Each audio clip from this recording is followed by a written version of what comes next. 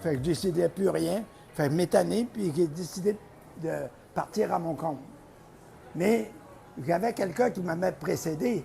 Ma femme était en affaires depuis 7 ans. On avait un bureau de tenue de lit dans le sous-sol avec les bébés, puis on a monté à 5 employés.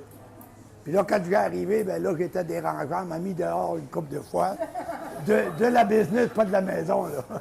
Et on a construit un immeuble sur la montée Saint-Hubert. Encore là, on n'avait pas d'argent. Moi, je disais que j'avais parti à zéro, mais elle m'a dit qu'elle avait parti à moins 10 000. Mais ça, c'est pas grave. Et on a commencé l'entrepreneuriat, donc à développer diverses compagnies.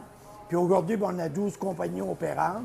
On a quelques centaines d'employés et on travaille avec une quinzaine de pays différents qu'on vend. Alors, on est pas mal implanté, mais sur 35 ans. Là. Imaginez-vous pas, on a commencé avec une compagnie. Là. Alors, et j'ai des partenaires. Moi, je ne suis pas un majoritaire. J'ai un président. Moi, je suis le vice-président finance, administration. Puis sur tous les conseils d'administration, parce que ça prend un secrétaire, personne ne veut faire la job. Vu que j'ai appris à écrire. Alors, mes expériences entrepreneuriales, ça dans le domaine, on a eu une ferme de patates, on produisait 22 millions de livres de patates par année.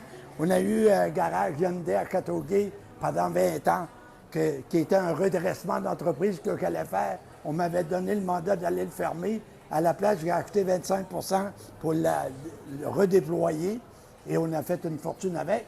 Ça a été bien agréable.